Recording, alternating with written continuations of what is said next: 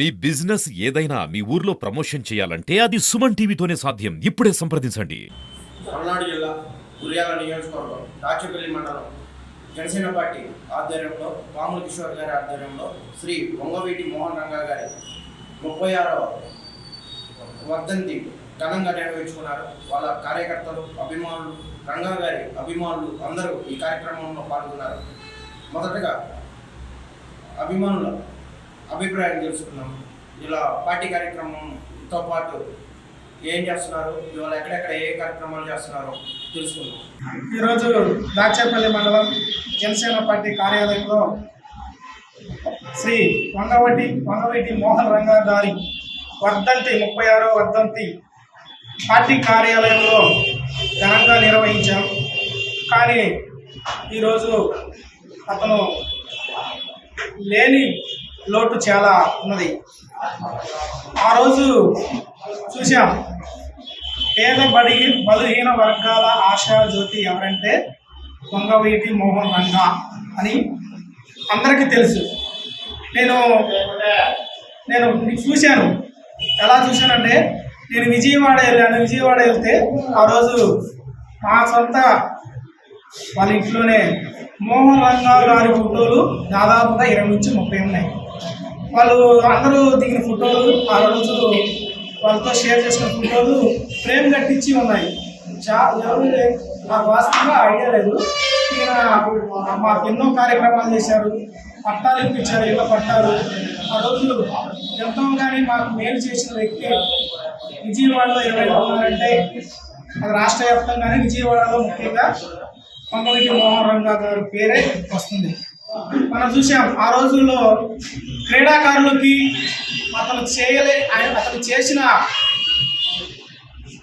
ఆర్థికంగాను బలంగాను ఆయన చాలా అండదండలుగా ఉన్నాడు. క్రీడాకారులకి ముఖ్యంగా ఎవరైనా ఇంట్రెస్ట్ ఉన్న వాళ్ళకి క్రీడాకారులుగా వాళ్ళకి ఆర్థికంగా చాలా ఇబ్బందులున్న అతను నేషనల్ స్థాయిలో కానీ క్రీడాకారులకి అతను వాళ్ళకి కావాల్సినవి సమకూర్చడంలో ఆయన ముఖ్య పాత్ర వహించారు. పల్నాడు జిల్లా వ్యాప్తంగా స్వర్గీయ వంగవీటి మోహన్ రంగా గారి 36వ వర్ధంతి కార్యక్రమాలు, సేవా కార్యక్రమాలతో పాటు అన్నదాన కార్యక్రమాలతో పాటు మరిన్ని కార్యక్రమాలు ఏర్పాటు చేసుకోబడింది. దానిలో భాగంగా గురిజాల నియోజకవర్గం దాచేపల్లి మండలం జనసేన పార్టీ కార్యాలయంలో పార్టీ అధ్యక్షులు పాముల కిషోర్ గారి ఆధ్వర్యంలో ఈరోజు వంగవీటి మోహన్ రంగా గారికి ఘనంగా నివాళులు కార్యక్రమం ఏర్పాటు జరిగింది.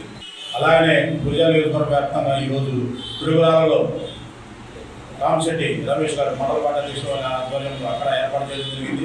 అలాగే గురిజాల మండలం గంగవర గ్రామంలో కూడా ఈరోజు వంగవీటి మోహన్ రంగా గారి విగ్రహ ఆవిష్కరణ ఏర్పాటు చేయడం జరిగింది. ఈ యొక్క కార్యక్రమానికి స్థానిక శాసనసభ్యులు కూడా హాజరవుతున్నారు. అలాగే మా యొక్క దాచేపల్లి నగర పంచాయతీలు అయితేనే, మండల వ్యాప్తంగా అయితేనే అనేక చోట్ల కూడా ఈ యొక్క కార్యక్రమాలు ఏర్పాటు చేసుకోవడం జరిగింది. దాచేపల్లి నడి బొడ్డున కేసనపల్లి రోడ్లో అన్నదానంతో పాటు వంగవీటి మోహన రంగా గారిని స్మరించుకోవాలని దాచేపల్లి మండల స్థాయిలో ఉన్నటువంటి గ్రామ పెద్దలను, ఇతర పార్టీ నాయకులందరినీ కూడా ఆహ్వానించి ఘనంగా కార్యక్రమాన్ని ఏర్పాటు చేసుకోవడం జరుగుతుంది. దీనికి సంబంధించి వంగవీటి మోహన రంగా గారి ప్రతి సంవత్సరం కూడా మేము అనేక కార్యక్రమాలు అతని పేరు మీద చేస్తూనే ఉన్నాము. దానిలో భాగంగా ఈరోజు కూడా కార్యక్రమాలు చేస్తున్నాము. ఈ యొక్క కార్యక్రమాలు చేయడానికి ముఖ్య ఉద్దేశం, గతంలో అతను బడుగు బలహీన వర్గాల కోసం, ఇంటి స్థలాల కోసం అయితేనేమి, అక్కడ ఉన్న పేద ప్రజల సమస్యల కోసం అయితేనేమి గతంలో విజయవాడ కృష్ణలంక పోలీస్ స్టేషన్ కార్యాలయం ముందుగా ధర్నా చేయడం జరిగింది. ఆ రోజు కొంతమంది అగంతకులు కావాలని కుట్రపూరితంగా ఒక వ్యక్తి అని కాదు, అందరు వ్యక్తులు కలిసి ఈరోజు అతన్ని అన్యాయంగా, కిరాతకంగా అతన్ని చంపడం జరిగింది.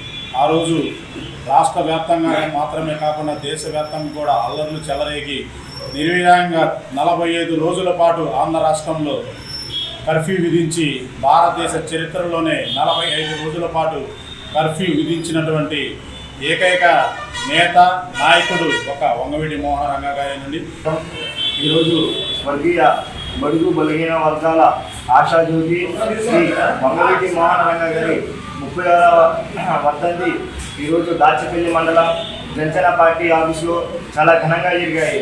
ముందుగా మనం వంగవీటి మోహన రంగా గారి తెలుసుకోవాలంటే మా తాతల చిన్నతనంలో వంగవీటి మోహన రంగా గారు ఎస్టీ బీసీ మైనార్టీ వర్గాలకి అందరికీ సమానమైన న్యాయం చేకూర్చాలని ఆయన ప్రాణం మీదకి వచ్చినా కానీ ప్రతి ఒక్కరికి బడుగు బలహీన వర్గాలందరికీ సమాన న్యాయం చెందాలని ఆ రోజు ఆయన చాలా కృషి చేశారు.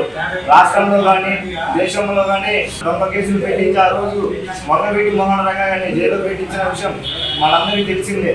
ఆ రోజు ఆయన జైల్లో ఉన్నా కానీ ఇండిపెండెంట్గా పోటీ చేసి అఖండ మెజారిటీతో ఆయన గెలిచి విజయవాడలో తీర్చిదిద్ది బడుగు బలైన వర్గాలందరికీ తరఫున నిలబడి ఇళ్ల పట్టాలు కానీ వాళ్ళకి అవసరమైనటువంటి నిత్యావసరాల ఖర్చులు కానీ వాళ్ళ పిల్లలు కానీ ప్రతి ఒక్కరికి ఆయన ఆ రోజు అన్ని నిలబడ్డారు.